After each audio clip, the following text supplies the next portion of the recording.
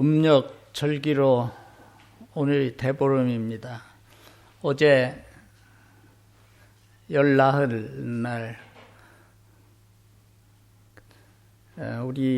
우리나라에서는 오곡밥을 해먹는 풍습이 있었습니다. 어떻게 오곡밥을 해 드셨는가요? 네. 제가 은퇴하기 전에는 이 앞에 공원에 매일 운동을 나가니까 거기에 한 분, 송영분 씨라고 하는 예전에 그 시어머니가 제가 이 교회에 왔을 때 그 교회를 다녔다가 이제 소천을 하셨는데 그분이 이때 되면은 각종 그 산나물 해서 그 음식을 해오곤 했습니다. 그래서 아침에 운동하는 사람들이 맛있게 먹었는데 어제도 그 생각이 번뜩 나요. 내가 은퇴 안 하고 있었으면은 내 입에 맞는 각종 산나물 그냥만은 또 어쨌거나 나를 좋아해서 이거 목사님 좋아하는 거라고 내가 없어도 따로 그 다 띄어서 놔뒀다가 그 이튿날 가면은 주곤 했습니다.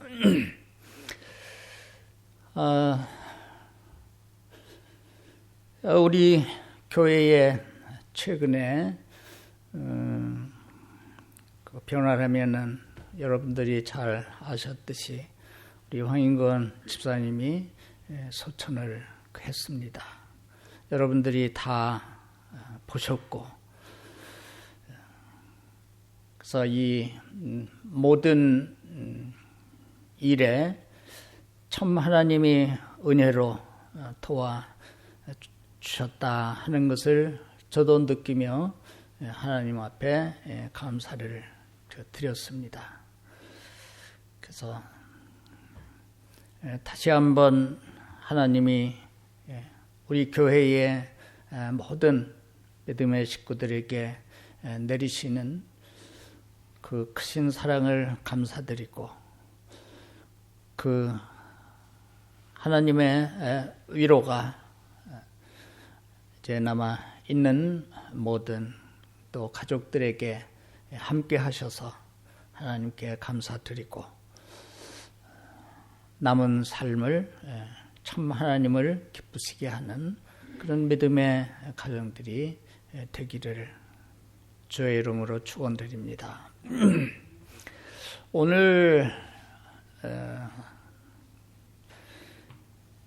이제 증거하고자 하는 말씀은 우리가 이미 잘 알고 있는 예수님의 비유의 말씀 가운데에 하나인 그 포도원 그 품꾼들에 관한 그 말씀을 통해서 이 말씀이 우리에게 어떤 진리를 주시는가를 같이 이 시간에 상고하면서 은혜를 나누고자 합니다. 그래서 이 예수님께서 이 포도원 품꾼의 비유를 그 말씀하기 전에 19장에 그 한 부자 청년의 이야기가 나옵니다. 어느 날 한 부자 청년이 예수님에게 와서 선한 선생님이여 내가 무엇을 하면 어떻게 하면 영생을 얻으리까? 그 영생의 문제를 가지고 예수님 앞에 나왔던 한 부자 청년의 이야기가 19장에 등장을 하고 그리고 그 부자 청년의 이야기의 그 결론이 이와 같이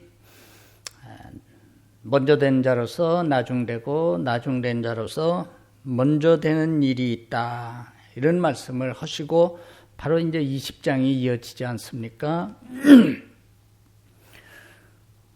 그럼 이거는 복음서의 다른 곳에도 먼저 된 자와 나중된 자에 대한 말씀이 이 마태복음 오늘 본문에도 있지만은 19장 부자 청년의 이야기에도 나오고 또 마가복음 10장 31절에도 같은 이야기입니다. 거기도 부자 청년의 이야기와 함께 먼저 된 자와 나중된 자의 그 결론이 나오고 또 누가도 기록한데 거기는 조금 다릅니다. 누가복음 13장 30절에 나중된 자와 먼저 된 자의 이야기를 예수님이 하시는데 이때는 천국에 대한 비유의 말씀을 두 가지, 세 가지를 하시고서 이 나중된 자와 먼저 된 자의 말씀을 하셨습니다. 천국의 비유, 누룩의 비유가 나오고 겨자씨의 비유가 나오고 좁은 문으로 들어가라는 말씀 끝에 또 결론의 말씀으로 먼저 된 자가 나중되고 나중된 자가 먼저 된다. 그러면 우리 마태복음 중심으로 이제 이 말씀을 한번 상고해 봅니다. 한 부자 청년이 어느 날 와서 예수님에게 영생의 문제를 물었습니다. 네가 성경에서 어떻게 배웠으며 어떻게 알고 있느냐 그랬더니 구약의 율법의 계명들을 줄줄줄줄 말하는 거예요. 잘 알고 있구나. 그러면 그대로 내가 배우고 아는 대로 그대로 행하거라. 그랬더니 이 청년은 기다리기라도 했다는 듯이 어려서부터 저는 이것을 열심히 이것을 행했습니다. 그러면 그 부자 청년이 예수님 면전에서 그 말씀을 행하지도 않았는데 어려서부터 이를 행했다고 거짓말을 했겠습니까? 거짓말을 했다면 예수께서 그 청년을 사랑하사 거짓말하는 사람을 예수님이 사랑하실 리가 없죠. 그것은 그 청년의 대답이 거짓이 없는 진실한 대답이었다고 하는 것을 우리에게 말해주는데 어려서부터 모든 계명들을 10계명을 잘 지켜온 그 청년에게 참 잘했구나. 그러나 오히려 내게 한 가지 부족한 것이 있구나. 내게 있는 그 재산을 팔아서 가난한 사람들에게 나누어 주고 나를 따르라. 의미심장한 말씀을 하셨습니다. 그런데 예수님의 그 말씀에 이 청년은 가타부타 뭐 그렇게 하겠다는 말도 없고 그렇게는 못하겠다는 말도 없이 그냥 돌아갔다고만 성경은 기록되어 있는데 그 어느 주석가는 이 청년이 사도행전에 나오는 바나바, 마가의 외삼촌이죠. 그 바나바라고 하는 주석가도 있습니다. 개연성은 있는데 그것을 단정 지을 수는 없습니다. 그러나 바나바면 어떻고 또 다른 청년이면 어떻겠습니까? 예수님과 한 부자 청년의 그 이야기에서 그 성경이 우리들에게 주시는 말씀이 있죠. 그러면서 돌아간 다음에 예수님은 제자들에게 얘들아 부자가 천국에 들어가는 것이 낙타가 바늘기로 들어가는 것보다 더 어렵다. 또 아주 의미심장한 말씀을 하셨습니다. 그러니까 제자들이 질문을 합니다. 그러면 구원 얻을 사람이 누가 있겠습니까? 그렇죠. 예수님의 말씀대로라면 낙타가, 약대가 바늘기로 들어간다고 하는 것은 그거는 전혀 불가능한 일이에요. 그러면 부자는 구원 얻지 못한다는 말씀입니까? 누가 구원을 얻겠습니까? 사람으로는 할 수 없지만은 하나님으로서는 다 가능하다. 또 오묘한 진리를 말씀을 하십니다. 그래서 이 말씀에 대하여서 많은 이야기들이 있습니다. 바늘기가 뭐냐? 그 바늘기는 그때 당시에 예루살렘에 바늘기 문이라는 것이 있었다.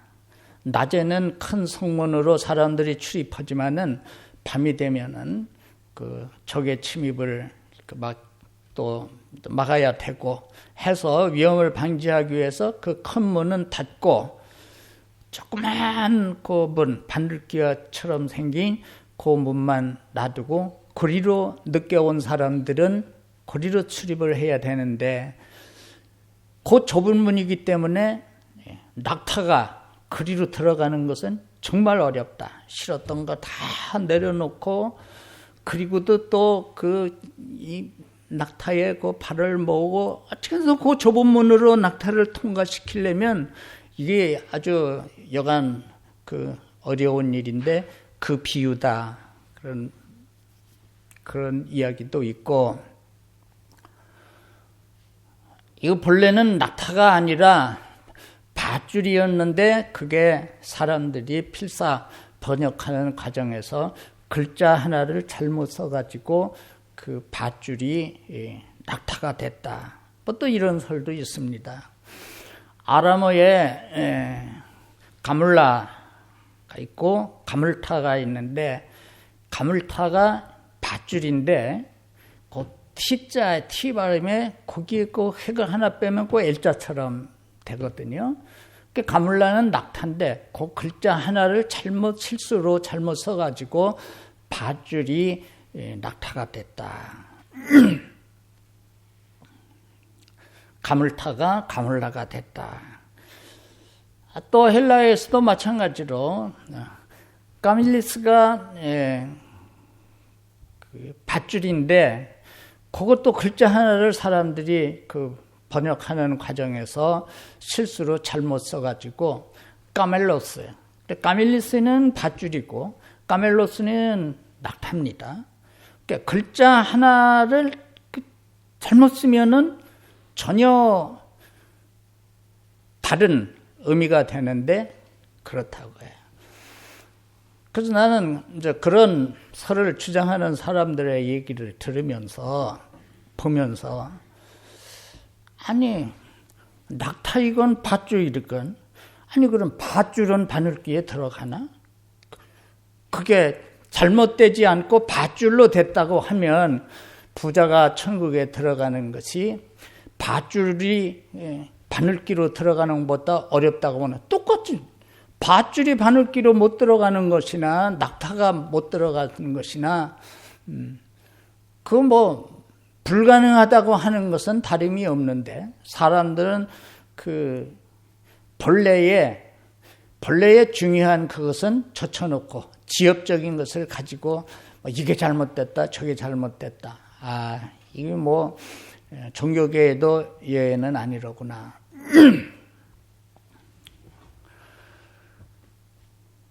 그럼 예수님이 하신 그 말씀, 재산을 팔아서 가난한 사람들에게 다 나누어 주고 그리고 나를 따르라.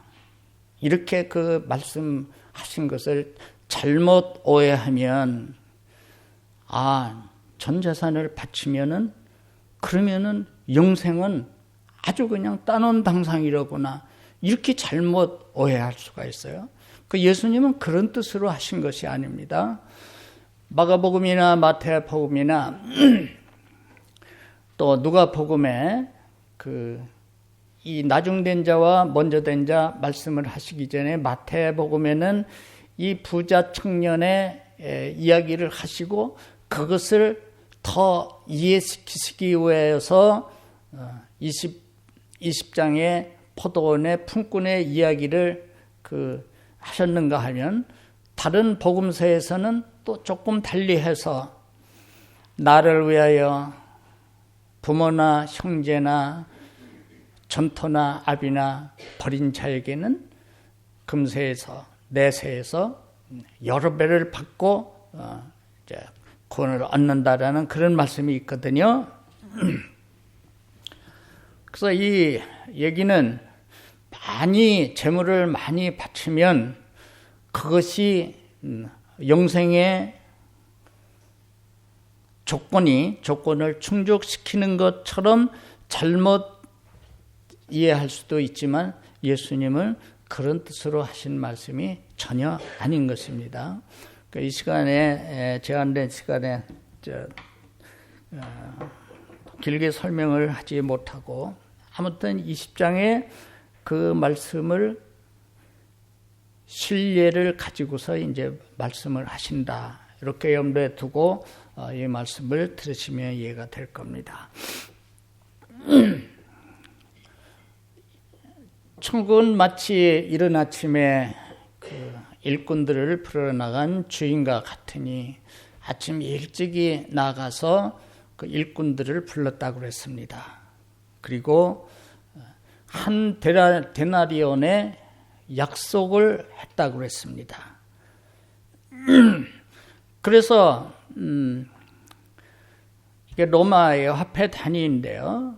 은전의 이름인데 이건 보통 장정들의 하루 품삯이라고 합니다. 하루 일해서 한 데나리온을 받으면 그날의 노동의 그 대가를 받는 것으로 통용이 됐는데 그렇게 약속을 했습니다.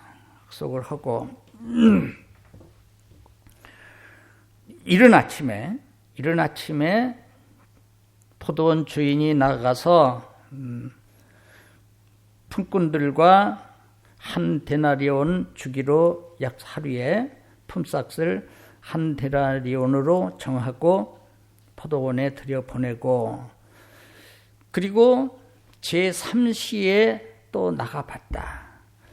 그 제3시는요, 오늘날 우리가 사용하는 그 시간으로 보면 여기에 6시간을 더하면 됩니다. 그 제3시라니까 9시죠.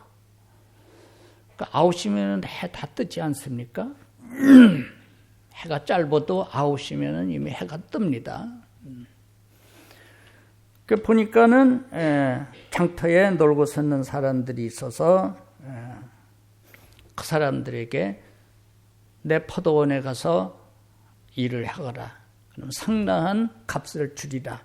그들과는 그 값을 정한 게 없어요. 이른 아침에 사람들에게는 한 데나리온을 주겠다고 정했지만은 9시에 해가 뜬 다음에 장터에서 놀고 있는 사람들을 포도원으로 들여보내면서 그들에게는 얼마라고 확정된 금액은 없지만 상당하게 주겠다. 너희들이 일한 대로 상당한 값을 주겠다. 이렇게만 주인이 말을 했습니다. 그리고 6시와 제9시에도 나가 보니까 그 사람들이 있어서 그들에게도 그렇게 했다고 그랬습니다. 그럼 9시에 또 12시에 그리고 3시에 그게 저물면 그리고는 제6시와 제9시에 나가 그와 같이 하고 제11시에도 나가서 보니 섰는 사람들이 또 있는지라. 그날 그 해지는 그 하루의 품삯 기준이 오후 6시인데 아침 6시서부터 오후 6시까지 12시간 단위로 그 시간을 사용했었는데 여기에 보면은 맨 마지막에 오후 3시에도 12시에도 이제 사람들이 들어갔지만은 상당한 값을 주겠다고만 해서 들어갔지만은 이거 제 11시에도 그랬다는 얘기예요. 그러면 오후 5시. 그러면 일할 시간이 1시간. 일 끝날 아침 일찍 갔던 사람들이 일 종료하는 시간이 1시간 남아 있는데 그때 또 이 사람을 주인이 포도원으로 보낸 겁니다. 너 종일토록 놀고 여기 섰느냐? 그랬더니 우리를 품꾼으로 써주는 사람이 없습니다. 품꾼으로 써주는 사람이 없어서 이제나 저제나 하고 기다리다 보니까 이제 1시간만 있으면은 이제 그날 뭐든 뭐 일을 할 수도 없는 이제 해가 지게 되는데 그래서 이렇게 있습니다. 그랬더니 주인이 그러면 내 포도원에 들어가서 일을 하거라. 그래서 이 사람도 가서 그러니 1시간 남겨놓고 포도원에 들어갔으니 뭐 일을 하고 말고 할 것도 없이 뭐 조금 있다 보니까는 그날의 일과가 끝나지 않습니까? 그럼 아침 일찍 온 사람으로부터 시간차로 9시, 12시, 3시, 5시에 이렇게 온 사람들이 이제 다 있는데 주인이 청지기에게 자, 오늘 일한 사람들에게 값을 계산해서 주거라 그랬어요. 근데 여기 보면 나중 온 사람부터 이제 준단 말이에요.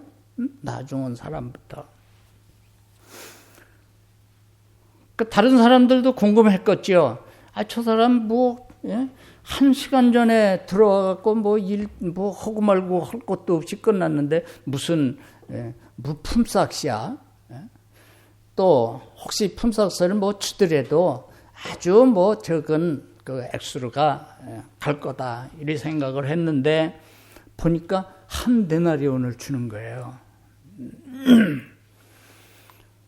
한 데나리온을 주니까 아침 일찍 온 사람은 그걸 보고 속으로 쾌재를 불렀습니다. 이야, 1시간 전에 와갖고 일한 사람에게 한 데나리온을 줬다면 하루 종일 이른 아침부터 지금까지 일한 나에게는 비록 내가 한 데나리온의 약속을 하고 여기 왔지만은 그 상황을 보니까 더 많은 품삯을 받을 것이다 좋아했는데 쭉쭉 보더니 그냥 다 한 데나리온씩 주는 거예요. 예? 그때 이 성경상으로 보면은 이른 아침에 온 이 사람들을 빼고는 누구도 여기에 대해서 뭐 불평을 하거나 한 사람이 없습니다. 사실 불평할 일도 없죠. 9시에 온 사람이나 이른 아침에 온 사람이나 똑같이 받았다면 9시에 온 사람은 나보다 일찍 온 사람도 있는데 똑같이 내가 받았으니까 이게 오늘 횡재했구나. 기분이 좋으면 좋았지 원망할 일은 없는데 굳이 자기보다는 그 일한 것으로 보면은 얼마 하지도 않은 그 맨 나중 온 사람하고 비교를 하면 뭐 불평을 할 수도 있겠으나 어찌됐거나 이 성경에는 그 사람들의 불평은 없고 일찍 온 사람이 이제 불만이 터진 겁니다. 아니 1시간 일한 사람이나 하루 종일 더위를 무릅쓰고 일한 사람이나 아니 똑같이 이렇게 해주면 이게 경우가 되느냐 불평이 나온 겁니다. 주인이 그 이른 아침에 온 사람에게 묻습니다. 너 그 일할 때 하루 품삯 한 데나리온을 네가 받기로 하고 나하고 그렇게 정해놓고 일한 것이 아니냐. 그런데 내가 적게 줬다면은 불평을 한다마는 약속한 거 주지 않았느냐? 너 약속한 대로 한 데나리온 받지 않았느냐? 그러면서 주인이 덧붙여서 내가 내 것 가지고 나중에 온 사람한테 똑같이 한 데나리온을 주든 얼마를 더 주든 내 것 갖고 내 마음대로 하는데 네가 무슨 상관이냐? 네가 나를 악하게 보느냐? 나중 온 사람들에게 또 내가 후하게 이렇게 줬다면은 이건 좋은 일인데 내가 좋은 일을 하는데 네가 악하게 보느냐? 그러면서 결론은 이와 같이 먼저 된 자로서 나중되고 나중된 자로서 먼저 되는 일이 있을 것이다. 이렇게 이제 예수님이 말씀을 하셨습니다. 자, 여기에서 우리는 기독교의 귀한 진리를 우리가 여기서 발견할 수가 있습니다. 흔히 서두에서 말씀했듯 많은 사람들이 무엇을 많이 교회에 바치면, 오늘날로 치면 많이 헌금을 하면, 그러면 그 사람은 충성스러운 일꾼이요, 신앙이 좋은 사람이요, 그 말은 곧 천국에 가도 아주 선착순 1순위로 갈 사람이라고 이렇게 은연중에 사람들이 생각을 하는 게 사실입니다. 특히 우리 한국적 한국의 기독교인들은 여러 가지 우리 한국 사람만의 옛날부터 가지고 왔던 그 무속신앙이라든지 이런 문화적 그런 것들이 엉켜서 그런 속에서 이와 같은 생각을 하기가 매우 쉽습니다. 그러다 보면 있는 사람들은 뽐내지만은 그리고 교회에서 그걸 가지고서 행세를 하려고 하지만은 없는 사람은 반대로 그것 때문에 마음에 또 서운함이 생기게 됩니다. 교회를 다녀도 뭐가 있어야 대우를 받는다. 교회 다니는 건 좋은 일이고 신앙생활을 하는 것은 좋은 일이지만은 신앙생활도 돈 없으면은 제대로 할 수 없다. 이런 말이 나올 수밖에 없는 것은 교회가 고의적으로 하지는 않았다 할지라도 은연중에 있는 사람들이 그와 같은 모습을 보여주니까 또 그런 일들이 생기게 됐던 겁니다. 그러나 그거는 아주 우리 기독교 진리에는 아주 전혀 맞지 않는 이러한 것이고 또 하나 오래 교회를 다니면 오래 다녔다고 하는 그것이 짧게 다녔던 사람보다 오래 다녔다고 하는 그것이 더 신앙이 있고 더 하나님 앞에 축복도 더 받는 것이냐 은연중에 그렇게 또 생각하기가 쉽습니다. 그래서 어떤 사람은 나는 모태적 신앙을 가졌다. 모태 신앙이라고 하는 거는 달리 말해서 믿는 부모님들에게서 나는 태어났다는 거죠. 그러니까 어머니 뱃속에 있을 때도 어머니가 교회 가면 나는 어머니 뱃속에 있을 때에도 나는 교회 출입을 했던 존재야. 그리고 태어나서도 기독교 가정에서 태어났기 때문에 어려서부터 그래서 이제 모태적 신앙이라고 하는데 이 모태적 신앙이라고 하는 그 한 가지가 장성해서 늦게 예수 믿은 사람보다 반드시 신앙이 좋고 또 이런 사람은 하나님 앞에 영생도 먼저 받고 하느냐. 그거는 또 아니다 이 말이에요. 절대로. 신앙의 올바른 그 훈련을 통한 그 경륜은 아주 소중하고 우리가 그것은 배워야 되지만은 단순히 그 기간이 다른 사람보다 길다고 하는 이유만으로 나는 이만큼 오래 믿었으니까 신앙도 그렇지 않은 사람보다는 더 좋고 더 좋으니까 교회에서도 그만큼 또 더 많은 대우를 받는 것이 마땅하다. 이 천만의 말씀이에요. 예? 그러니까 일찍 온 사람이 이렇게 보니까 맨 나중 온 사람이 얼마를 받는데 그것과 이렇게 자기를 견주어 보니까 자기는 더 많이 받아야 마땅한 것으로 생각을 했는데 주인은 아니라는 겁니다. 너는 네가 받을 거를 받았으니까 그것으로 만족하는 것이지 왜 내가 잘못했느냐? 네 돈 주는 것도 아니고 내가 내 것을 가지고 내가 그렇게 하는 것이 내 뜻인데 네가 왜 상관이냐?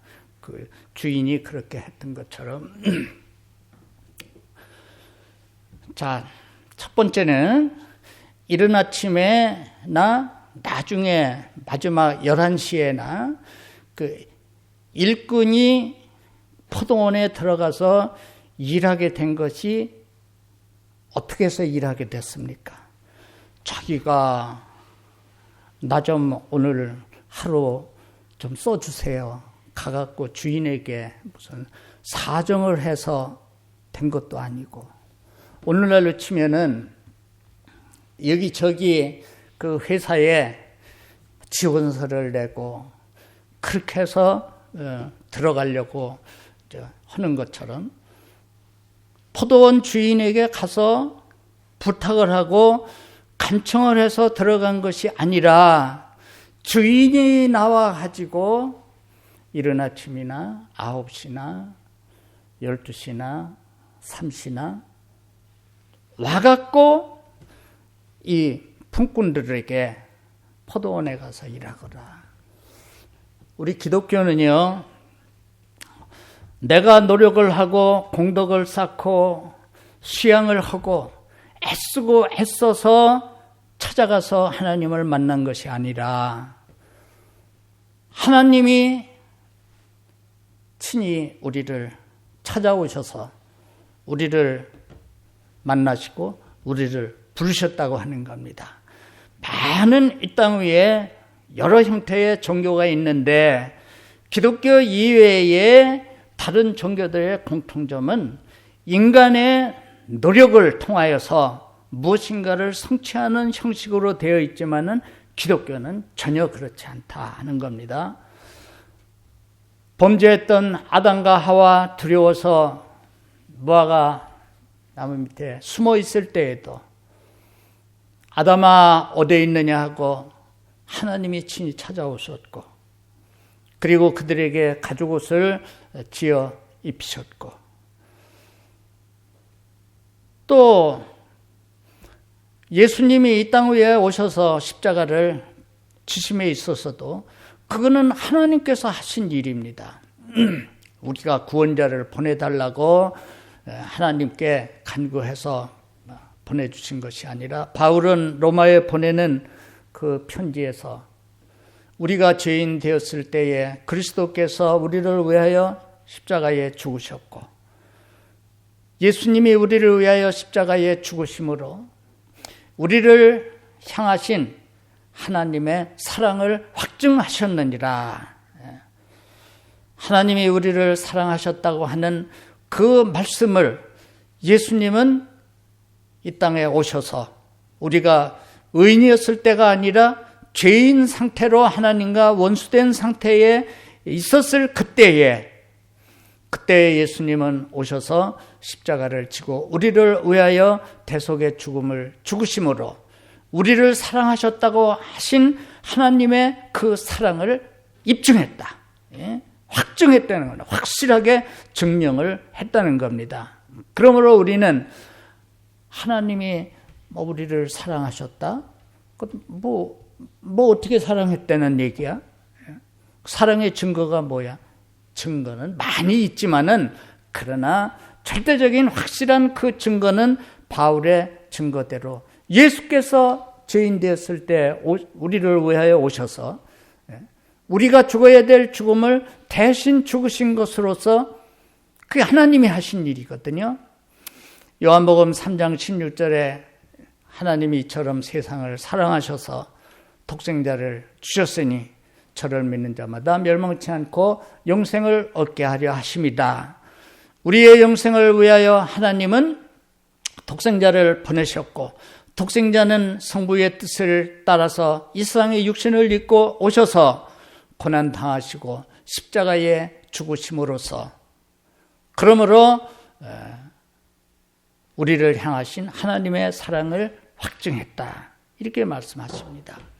그러니까 우리가 찾아가서 배운 것이 아니라 하나님이 찾아오셨다. 우리에게.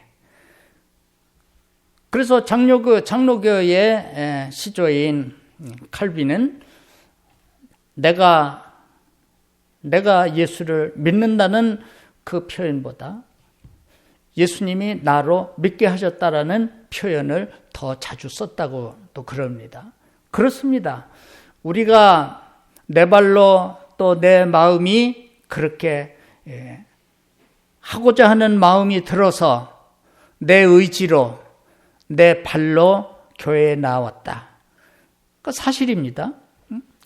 그렇지만은 그렇게 하신 분이 성령으로 내 마음을 그런 마음으로 감동을 주시고 교회에 나올 수 있도록 불러주신 분이 하나님이시다. 이게 기독교의 진리였습니다. 그러면 누구도 자랑하지 못해요. 이 진리를 알면 교회에서 돈이 많은 사람이나 적은 사람이나 좀 배웠다고 하는 사람이나 못 배운 사람이나 누구도 하나님 앞에 자랑할 수가 없으면 내가 노력해서 하나님을 찾은 것이 아니라 하나님이 찾아오셔서 일꾼들 부르시듯 다 그때그때에 우리를 부르셨기 때문에 할 건 뭐냐?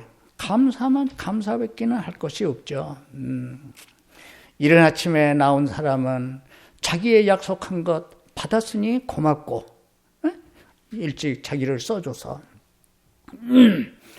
그 뒤에 나온 사람들은 늦게 나온 사람일수록 점점 더 감사를 더 크게 해야 될 이유가 발생하지 않았습니까? 이른 새벽부터 온 사람도 한 대내로는 받았는데 아니 나는 대낮에 왔는데도 똑같이 그렇게 여겨서 그만한 걸 받았다면은 이건 엄청난 주인에게 감사돼야 될 일이고 이 비유에서의 초점은 나중 온 사람들에게 있습니다. 맨 나중에 1시간 일을 하고 말고 할 것도 없는 이 길을 이 사람을 하루 온종일 일한 사람처럼 그렇게 대우를 해 주었다고 하는 여기에서 나중 온 사람들을 우리는 유의를 해봐야 됩니다. 근데 이것이 주인의 뜻이라고 그랬습니다. 주인의 뜻이에요. 그래서 이 모든 것은 하나님이 당신의 그 뜻을 따라서 자기의 주권에 의해서 되어지는 겁니다. 그 하나님이 하시는 그 일에 대해서는 인간 사르다가 보면은 부당한 것 같고 경우에 어긋나는 것 같고 그래서 불평도 할 만하고 하지만은 진리를 바로 알면은 아무도 하나님 앞에 불평할 수 없다. 누구나가 다 그 하나님의 은혜와 은총을 입었기에 오직 감사할 뿐이지 불평할 일은 하나도 없다. 절대적인 하나님의 주권입니다. 하나님의 주권이에요. 우리가 흔히 기도를 열심히 하면 금식 기도를 하면 그러면은 하나님은 그 기도를 들어주셔야만 되고 들으셔야만 된다.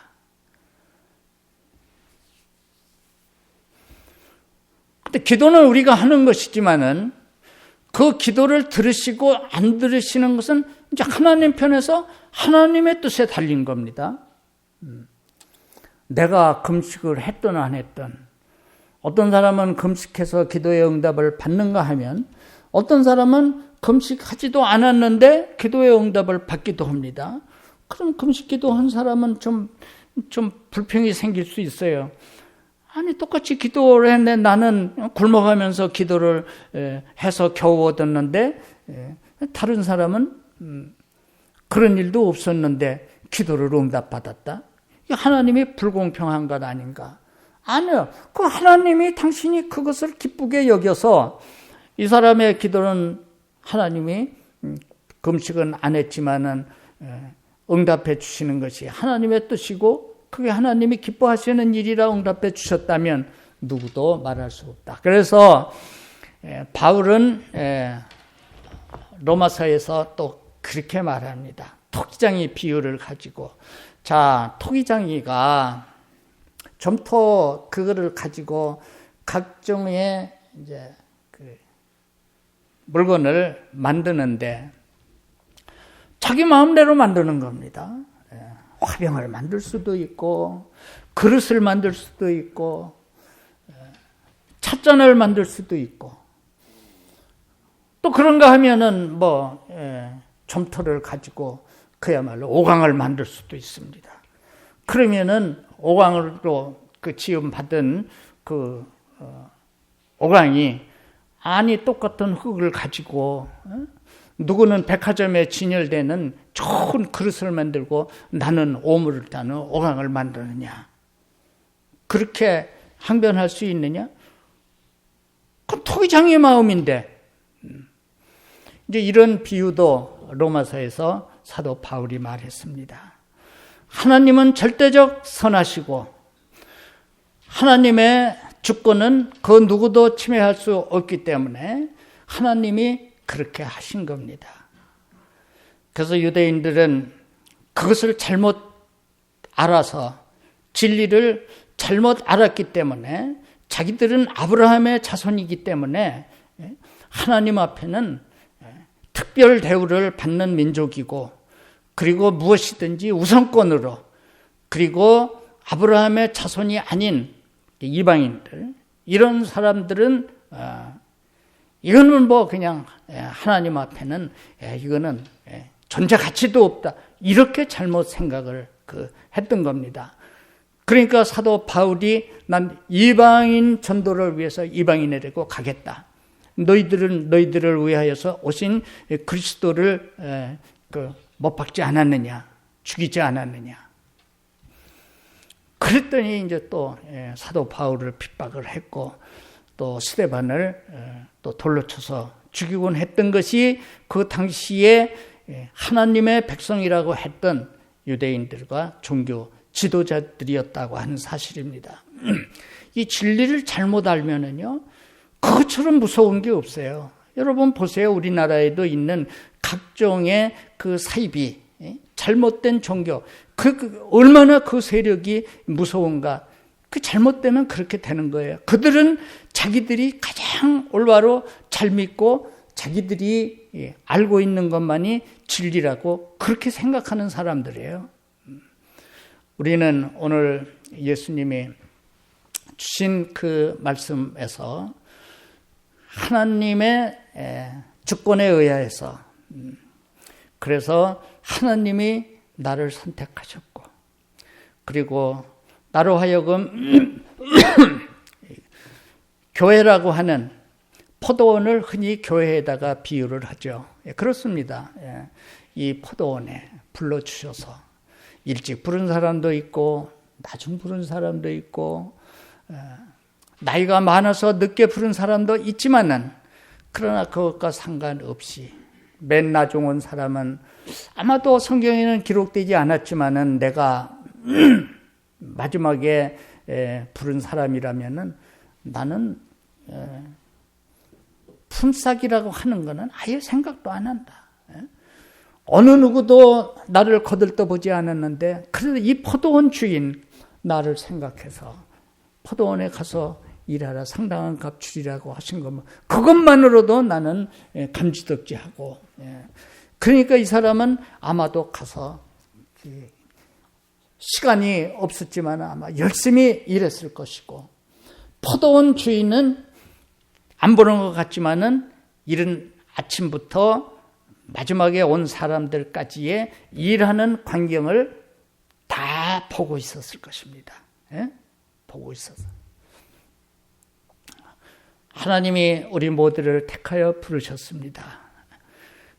우리는 그 품꾼들의 경우에 보면은 맨 마지막에 부름을 입은 사람에 해당된다고 우리가 생각하면 돼. 왜? 그만큼 말세가 가까운 때에, 세상 종말 전에, 그때에 우리가 믿게 되었으니 우리는 늦게 온 사람이나 마찬가지예요. 먼저 믿은 사람이라면 저 이스라엘 사람들이라고 하겠지만 그걸 따질 것 없습니다. 나를 불러주신 하나님께 감사하고, 그리고 열심히 나에게 주어진 사명을 감당을 하면은, 믿고 안 믿는 거는 시간적 차이를 줘서 먼저 믿고 나중 믿은 사람이 있지만은 그 결과에 대한 것은 그거는 그렇게 되지 않는다. 반드시 먼저 된 사람이라고 우선이 되고 나중 된 사람이라고 그거 없다. 나도 늦게 기독교인이 되어서 이제 신학교를 입학하고 할 때는 한때 그런 생각도 들었어요. 일찍 믿어서 일찍 저기를 했더라면 그만큼 일할 시간도 많아서 더 하나님 앞에 일할 수 있을 텐데, 나는 이건 너무 그런 사람들한테 비하면은 나는 시간이 없구나. 나중에 보니까 그것도 내가 잘못 생각한 거야. 잘못 생각해서 며칠을 일하든 그게 무슨 상관이냐.